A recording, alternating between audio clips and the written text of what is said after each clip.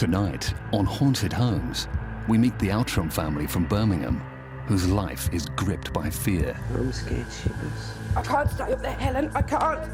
It's like something's just getting on my head and it's crushing it. We sent in a team of paranormal experts to investigate the ghostly goings-on. Who's that? My heart's beating really hard. This is the source.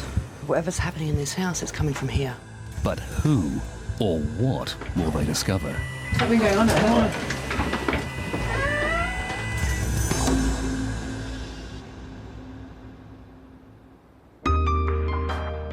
There's no place like home, except, of course, if you think yours is haunted. 49% of the population believe in the paranormal. But forget castles or stately piles. You don't have to live in a Gothic mansion to have a ghost. 42% of Brits claim to have had personal encounters. Thousands of ordinary families all over the country are convinced they've had paranormal experiences in their own home.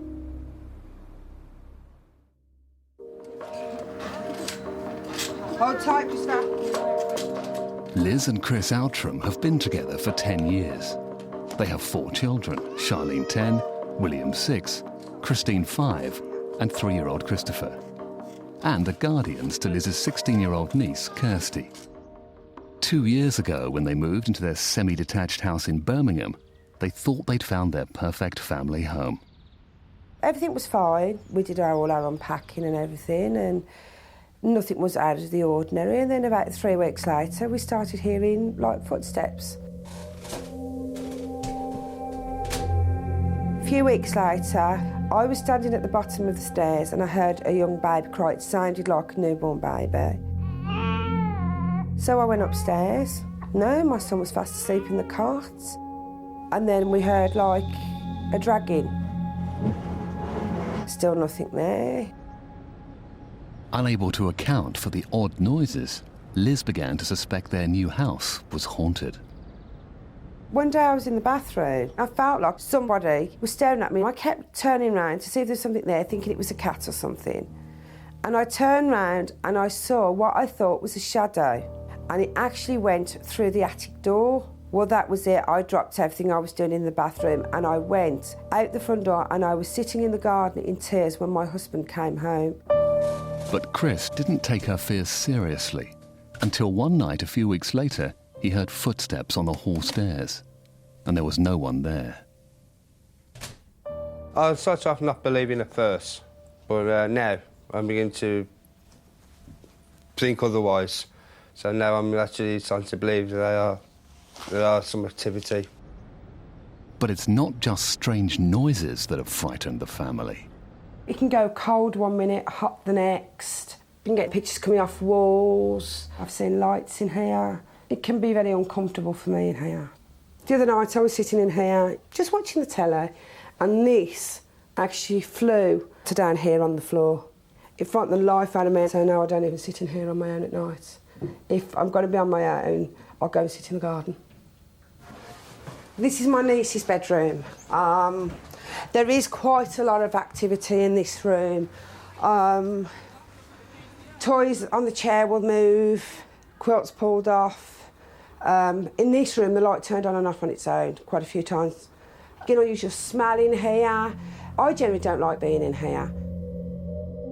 You just see lights and you do hear a lot, but there's nothing there. And when you're in the bath as well, you hear people knock on the door, you ask them what they want and there's nobody there and you can hear people outside the bathroom.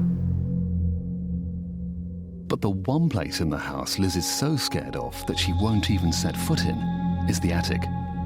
Footsteps, strange growling, bangs on the door, and large objects being dragged have all been heard by the family. Liz is even terrified of walking past the doorway to the attic after it flew open and hit her in the face. Liz, Chris, and the children have experienced strange phenomena in nearly every room in the house. But it's the bedroom, stairs, and attic that appear to be the hot spots. We are a normal family. Well, as normal a family as you can get who's got children. William, Charlene, I think it's time you went to bed, don't you? But it just ruins our life because The kids are complaining now that they're being disturbed in their sleep, so we're having trouble getting them to bed. Well, into bed now, please. Come on. How do you explain to a 5 and a 6-year-old what's going on? You just say, well, back to bed. You've had a bad nightmare or you've had a bad dream. Come on, please. Who's going to get him down? Will, please. Come on. What? Christian pillow? Oh, Will. But it's not just the kids who are suffering. It's become quite a strain on my marriage because if I have a bad night because I can feel the presence or I can hear the footsteps, I mean, he has to get up, he has to make me drinks. I won't come downstairs on my own. I won't go to the toilet at night on my own. He has to come in with me. He has to literally be there 24/7. I would like my old wife back because she's more of a strong character. But now, with this happening, I've got a completely different wife. It's not the same one I married. She's more timid, scared, frightened. It's not the same one.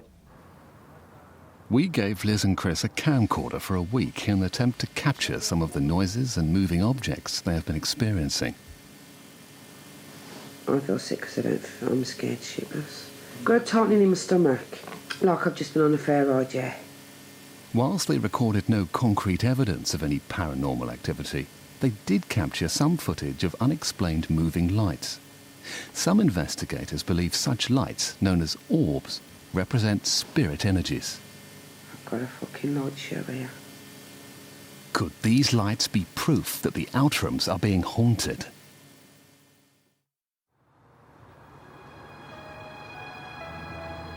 I mean, all I want to know is who it is and what do they want. Maybe they've got a connection here, maybe they belong here, but we need to know what they want because it's just getting too much now. I just want it over and done with, and I just want whoever it is or whatever it is to go to where it should be. You know, and let us, if they've had their life, can we have ours?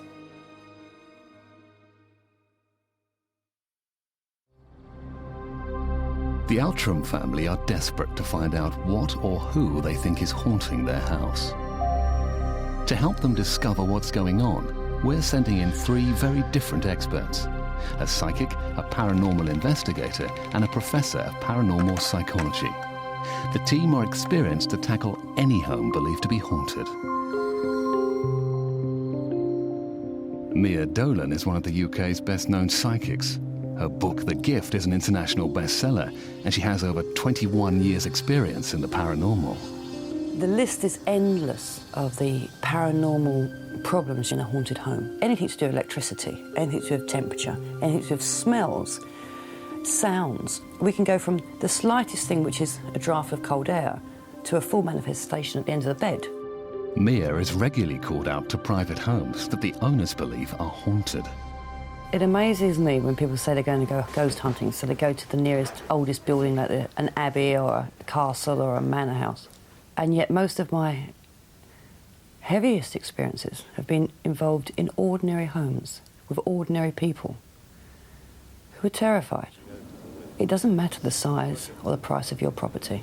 It is the land it is sitting on and the events that have gone on within that property.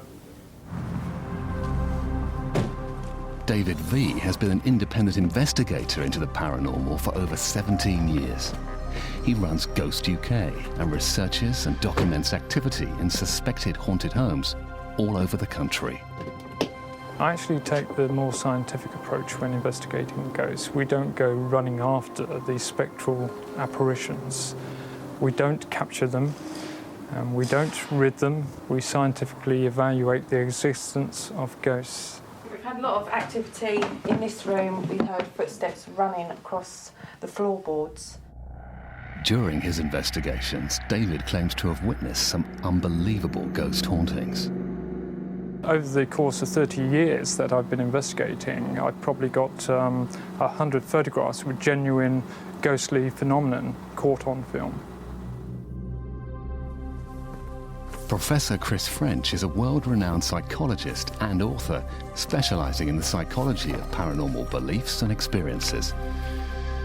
As the editor of The Skeptic magazine, Chris believes ghosts exist in people's minds. Scepticism isn't about dismissing the possibility that something paranormal might be going on. It's about saying, show me the evidence, convince me. And so far, I've never come across any evidence that has actually convinced me. When Chris visits homes suspected of hauntings, he looks for any obvious signs of hoaxing or natural explanations to noises in the house. These would be the stairs. When you were lying in bed, you actually heard footsteps The coming heavy up these footsteps, stairs. yeah. Right. Some of them do squeak a little bit. Once you've got the idea that your house is haunted, then virtually anything that happens, no matter how relatively mundane, is interpreted in terms of it's the ghost. I don't think that anybody that's looked into these kinds of issues seriously doubts that people have had weird experiences. Where the disagreement comes is how you interpret those experiences. None of our experts have met or had any contact with the Outram family. They have no idea where they live and don't even know their names.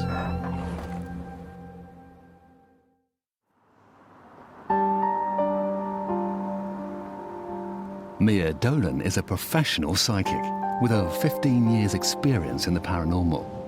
This is the first time she has seen Liz and Chris's house. She has no idea who lives here and has never met the family. Thank you for letting me come to your home. If it's all right for you, I'd like to be able to look around and judge for myself what's here, because I don't want your energies interfering with whatever's in the rooms, if that's okay with you. Yeah, because fine. people think they just have a haunting, but they come in many shapes and sizes. Right. So before we do anything, we better find out what we got. In each room, Mia claims she is able to get an understanding on how best to deal with the situation. This is really interesting. Definitely got the feeling of something coming up and down the corridor. It's like banging, maybe banging over on this door or banging on a wall. And it's mischievous. It's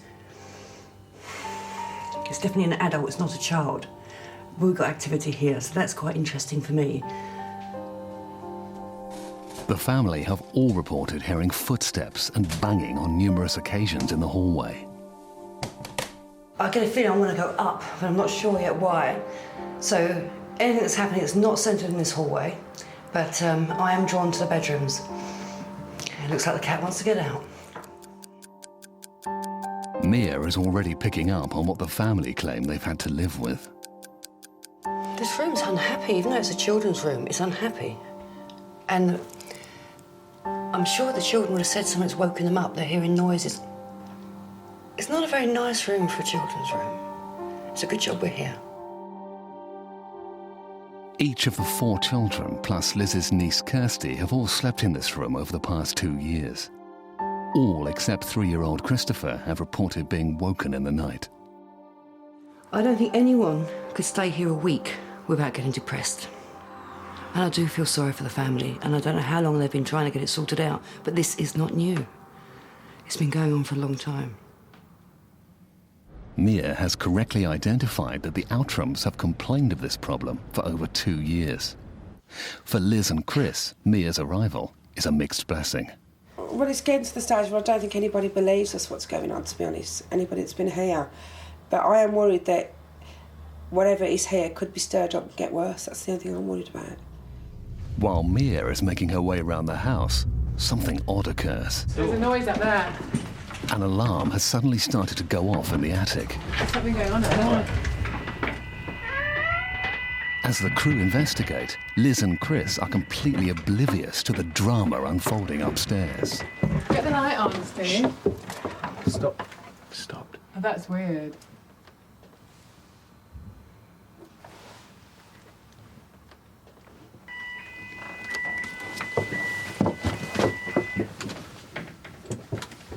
Get a torch. Torch.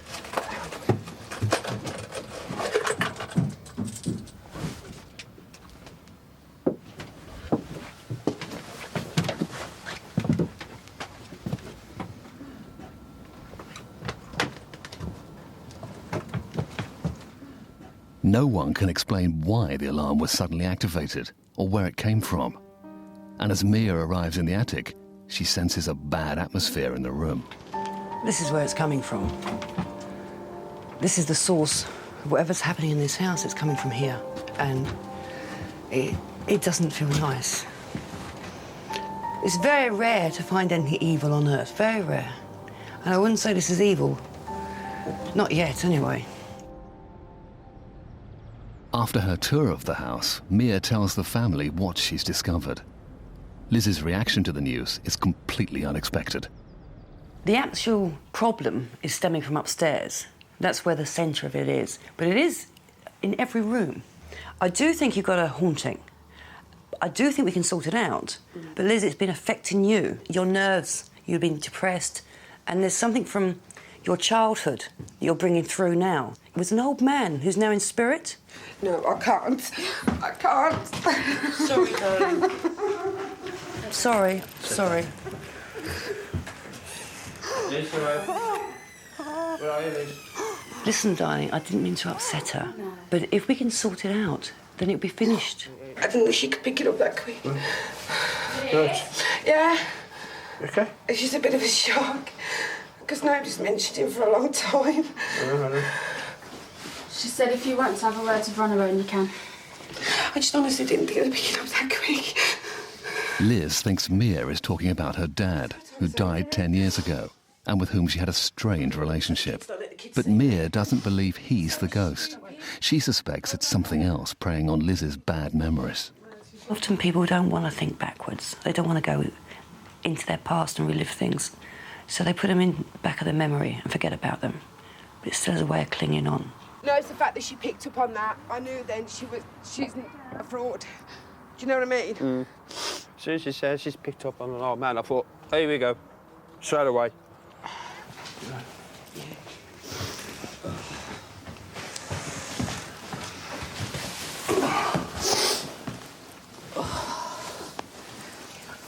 I am so sorry to hit it on you like that. I didn't mean to. No, don't worry. And but it's just obvious. I know. I promise it's going to be a lot better. I promise. Once the house gets cleared, we will clear it. I will not leave this house until it's cleared. And when it's cleared, it's like a fresh slate. And there'll be no more things that you can't speak about. It'll be fine.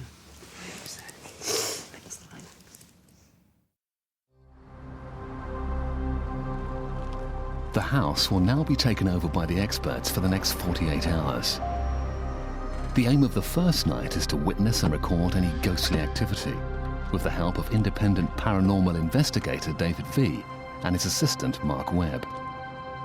David runs an organisation which investigates reported haunted homes. David and Mark will set up audio-visual equipment in the exact locations where the Outrums say they've experienced the most paranormal phenomena in an attempt to capture it on film. This is where we get a lot of the activity. I normally have all the lights on when we're here. The light's gone again. That was a new bulb last night. I am getting a reading of 1 milligauss, which is quite interesting, but that could be natural. It could be electricity, power supply. The equipment the investigators are using looks for disruptions in electromagnetic fields.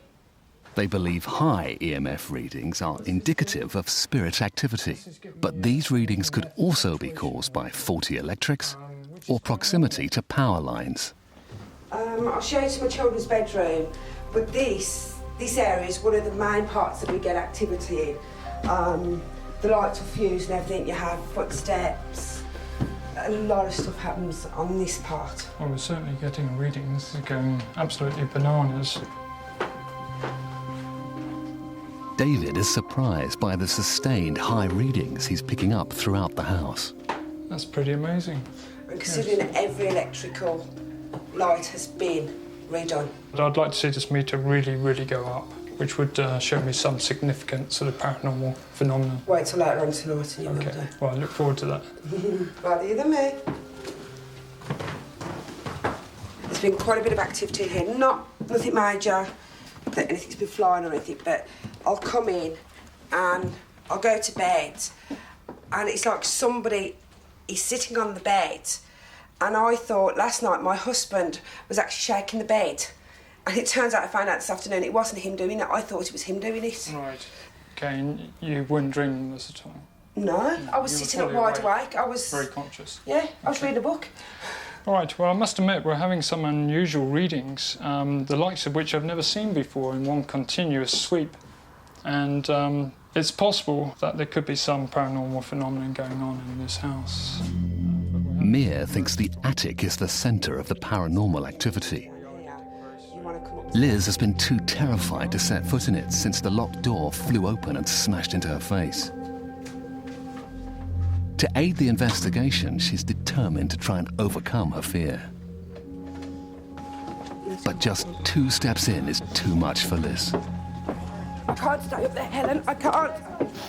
Just as Liz feels overcome by feelings of dread and has to leave the attic, David's meter readings suddenly peak, and he thinks he catches sight of movement out of the corner of his eye.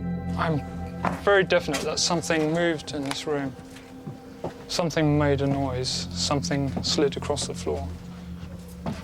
I went into the attic because I wanted to beat my fear, and I just felt so sick.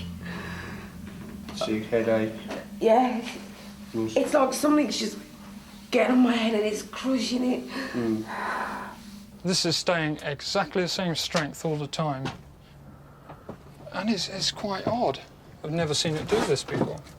It was like I was being pushed against the wall because Mark went past me. He's the one right at the far end with the breeze No, box. I was standing on the stairs and... I am concerned about this meter reading. I've never seen anything like this before, ever.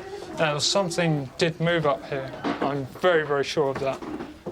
Only by knowing how bad it feels can you see how good it feels when you wake up there. I hope so, I really do. I can't go on living like this. One of the investigators, Mark, has also reported a strange experience in the attic. As soon as I was walking up those stairs, I just felt very lightheaded. It may be the actual stairs themselves. They might be where they're so steep that I'm obviously Slightly off balance. Yeah, so the rise up made me disorientated. very disorientated. It seemed like something was saying, "Come back. I haven't I'm finished here." showing you what I can Yes. do." I think the sooner we actually implement some of those scientific experiments, the better. The investigators believe the high readings could be a sign of paranormal activity. David is setting up a mini-disc player in the attic, which he hopes will capture electronic voice phenomena known as EVP.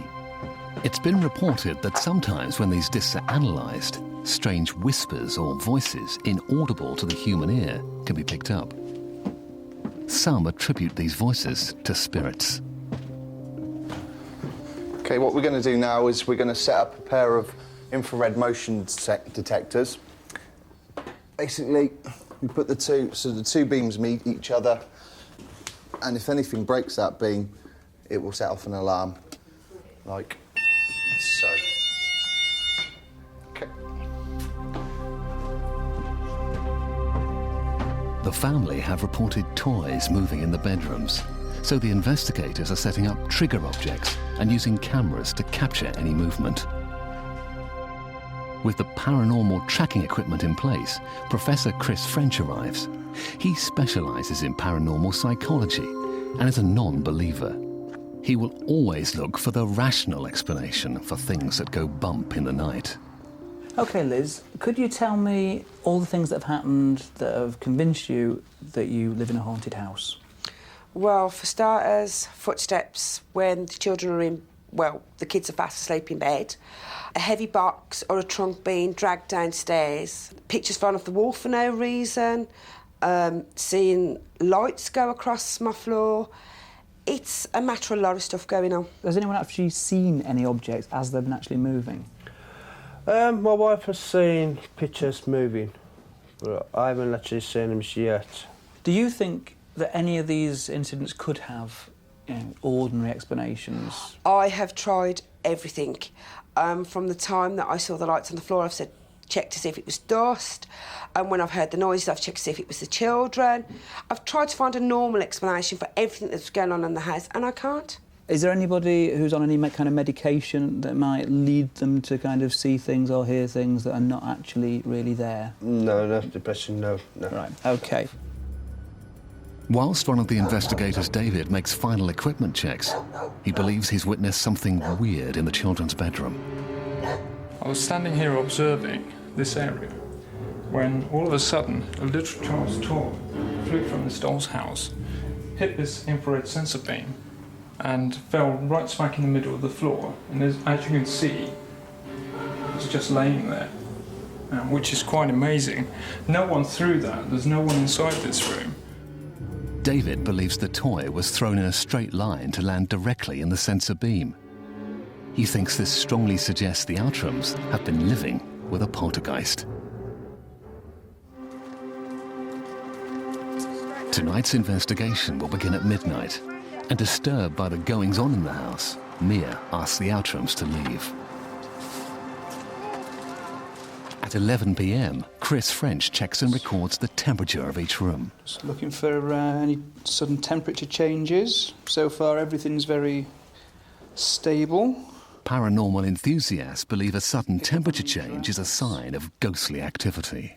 24.4 degrees centigrade. Mia is convinced that the spirit trapped in the Outrams' home is a bad one. She believes the investigation team and crew could be at risk if they don't take proper steps to protect themselves.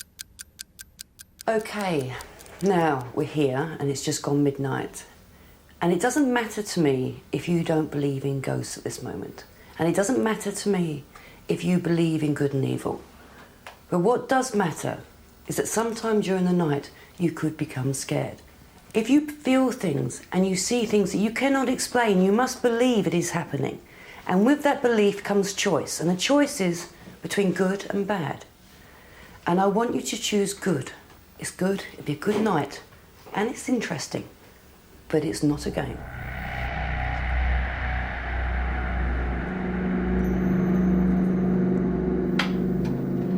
As the investigation begins, the crew base themselves in 3 of the bedrooms, the hallway and the attic, aiming to record any unusual occurrences.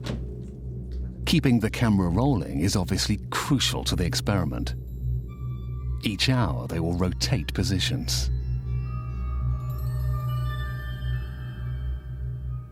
The aim of tonight is to discover what lies behind the Outrams' experiences. Mia believes it's the ghost of an old man, unconnected to the family.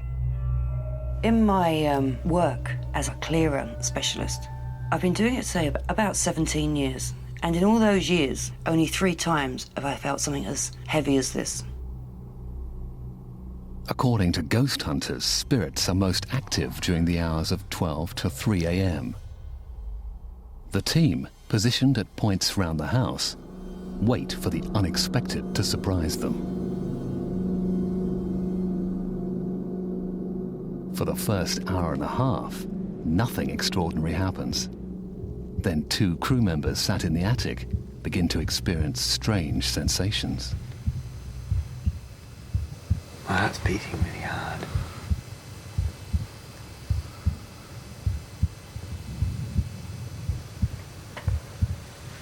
It's like there's a pressure drop. Do you feel that? There's a pressure drop in. Can you feel it in your ears? Yeah. It's weird, that, isn't it?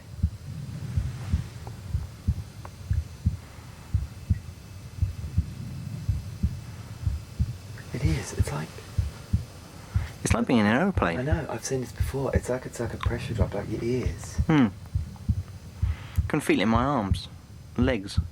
You know, when you take off and they feel slightly constricted. That's really weird. It's like I really feel it in my ears. There doesn't appear to be a logical explanation as to why their ears popped simultaneously. It's not a symptom typically associated with panic or feelings of anxiety. Skeptic Chris French is on hand throughout the night to evaluate any occurrence. I don't know. It was interesting, they said that they're picking up all kinds of variations in the EMF. And it might be that could actually cause some kind of subjective sensation as well. So it's interesting you both felt it at the same time. Yeah, it was actually, yeah. I've been...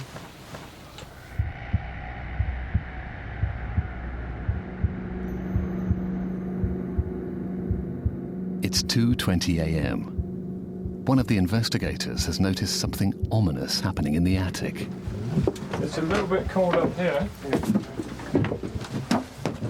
There's a drop in temperature.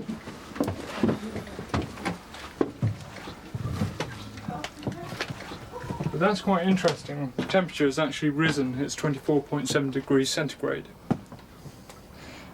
24.8. 24.9, 25 degrees centigrade. That's quite a significant jump. 25.1. So although it is very, very cold in here, the temperature is actually rising. 25.3. 0.4. 0.5. Extraordinary. It is very normal to get temperature changes in haunted houses. Spirit are energy, and when their energy comes near you, it's like static, and that static can make things colder or hotter. The speed of the changes is actually a sign that it is more paranormal than normal, because normal changes are gradual. That is bizarre. 27.1 degrees centigrade, and it is absolutely freezing in this room. And it's still rising. It's gone up to 30 degrees. It's now actually stopped at 30.5 degrees centigrade. That's an incredible 6 degrees increase in under 2 minutes. Chris French's earlier temperature recordings have been a constant 24.5 degrees. Temperature is now falling. It's falling, is it? It's falling quite rapidly now. It seems hotter in here. It is hotter in here, isn't it? Very odd indeed. Where's the sensor though? It's not too close to Sensor? your body. No, here's the sensor here. They're just floating there. It's just floating, yes, so it's nowhere near my hands. Is this temperature change a sign that an apparition could be forming?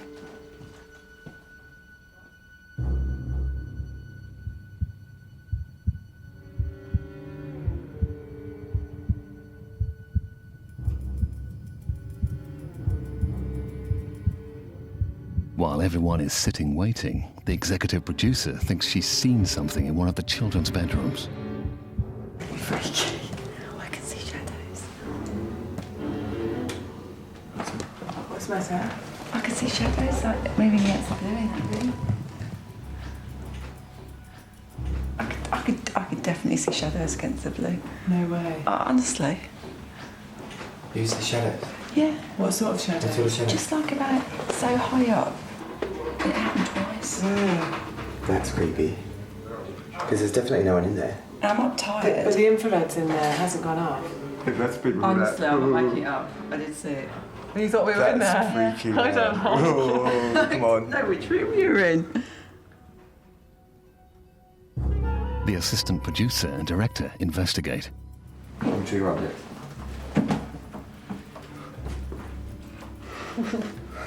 If there was something there, it's now gone.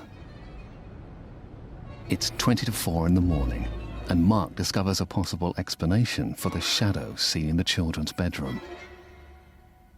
But it's not as straightforward as it seems. There was a teddy bear sat on this exercise bike. This one was on the floor down here as it is. If I move this one, because this one we don't believe's moved, this teddy bear was sat on this exercise bike, just like that. As you can see, it's not really going to move. I mean, even, and I'm quite a heavy chap, that teddy bear has not moved a centimetre. This teddy bear is now led here on the floor. Unfortunately, we had no camera locked off in here. If we had done, I think we would have seen some sort of activity moving that teddy bear. Done.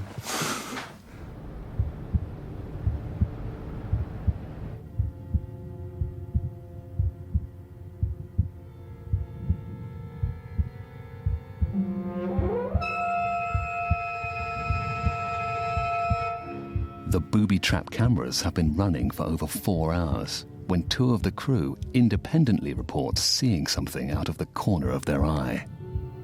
Who's that? I just saw something. I just saw something out the corner of my eye going under like that, and I was standing here. Stevie was sat there, and he saw the same thing. I was out of the corner of my eye. Now I don't know if it's just that I was playing tricks on us or what, but I did see something Movement under there. And I said, I just saw something out of the corner of my eye. He said the same. We didn't feed each other, Did did we? anybody have torches on or anything like this? No. Any light sources at all? No, And it was apart from that light. Apart from that light. You know, it might have been, for example, plucking something out of the air. I mean, it might have been a car going past and headlights, you know. Yeah, but it looked like it was under that. But I mean, it might have just produced that kind of, you know, if the light was kind of running across it. Fair enough. As you know, that could no be. idea. I mean, that's not, you know, I'm not saying for 1 minute that's anything like a definitive explanation, but something like that, where you're not paying attention to what the cause is of the light or the source.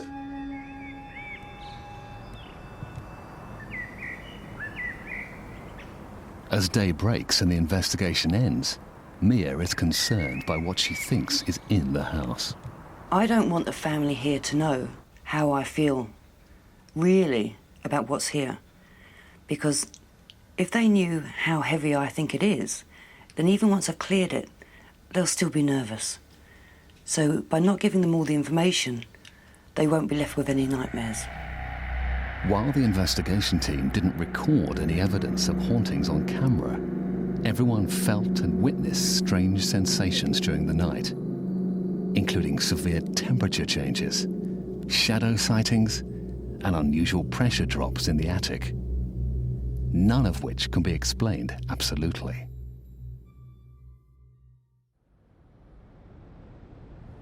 It's night 2 of the 48-hour investigation.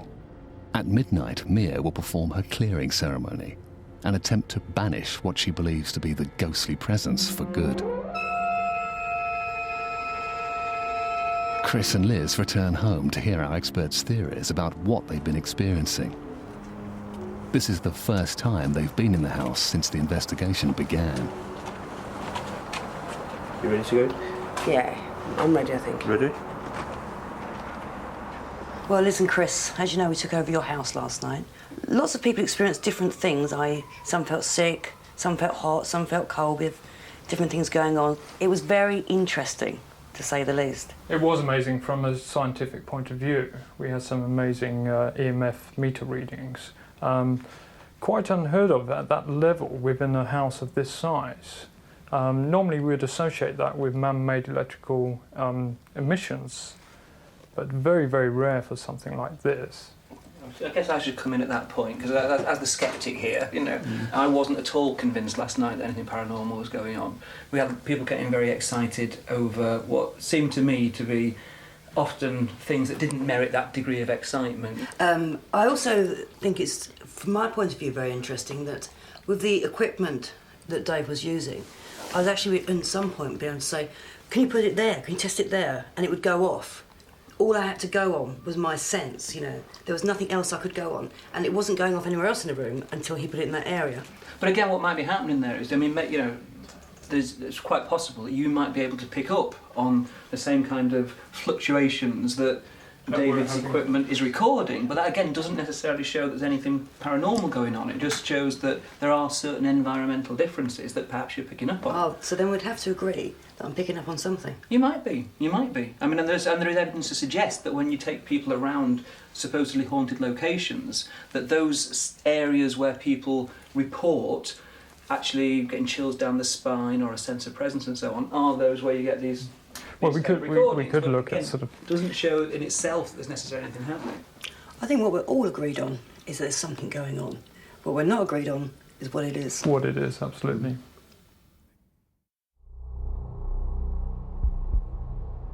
For the last 2 years, the Outram family have been living at the mercy of the unusual activity in their home. Tonight, Mia will perform what she calls a clearing ceremony. But she believes it's not without risk. It's only when it really doesn't want to go, you've got problems. And it's a battle of wills. It's a battle of not losing concentration, believing in yourself, and never, ever getting scared. Mia believes the attic is the heart of the spirit activity. This is where the clearing will take place, and it's the first time Liz has been up there for 6 months. I'm looking forward to trying getting rid of whatever it is, but I'm nervous of what we'll possibly see tonight or what we're here.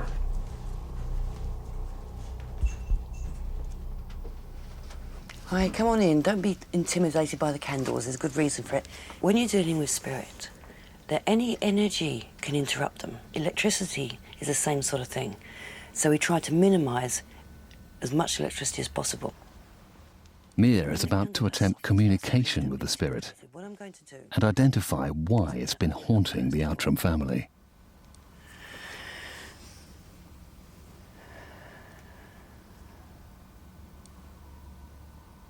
It is a guy, it's a man, it's an older man, but it's not to do with the family, okay? And this man has been associated with this area for a long time. Now, it's negative, but it's not evil. And I'm also getting this area as if it was open land and there's water and like a stone chapel or a stone building. So this is obviously a long time ago. And I think there may have been a hanging place around here. Now, this man, when he was alive, was in charge. He was in charge of people. That was his job. And for some reason, he wouldn't leave it when he left. And so while he's stuck here, he's been trying to order people about or get them to be noticed, get them to do what he wants them to do. But it's not any particular person he's after. But you are very sensitive, Liz, and so you've been feeling it stronger. This is interesting because now I'm opened up fully. I'm seeing children's stuff being moved, like children's toys being moved, and drawings on the wall that there's been arguments about. And it's sorry, okay, sorry about that. Nobody believed anybody here. Okay, I'm going to start clearing.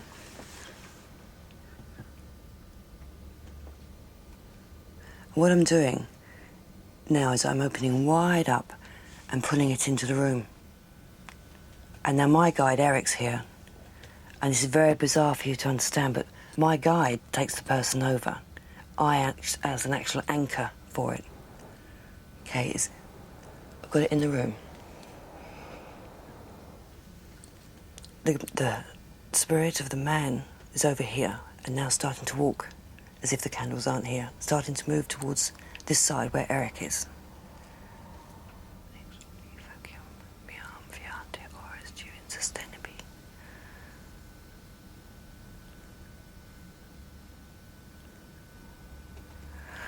Go on.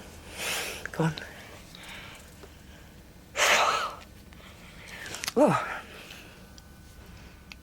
How did you feel when I said to you that it was coming down here? I could feel it. Yeah, because it's right by you. I didn't want to freak you out. That's why my hands stuck to my feet. I could feel it so it passed. What was he saying about the children's toys? There was children's toys in the attic. They've been moved. And what about the drawing on the wall?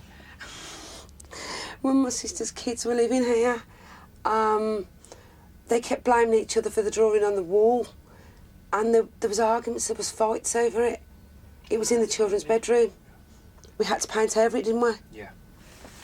Mia also felt the spirit had some link to a nearby hanging place. There's a road not far from here known as the Tyburn Road. And that was supposed to be notorious years ago as a hanging road. Oh, was it? Yeah. How are you feeling? Relieved.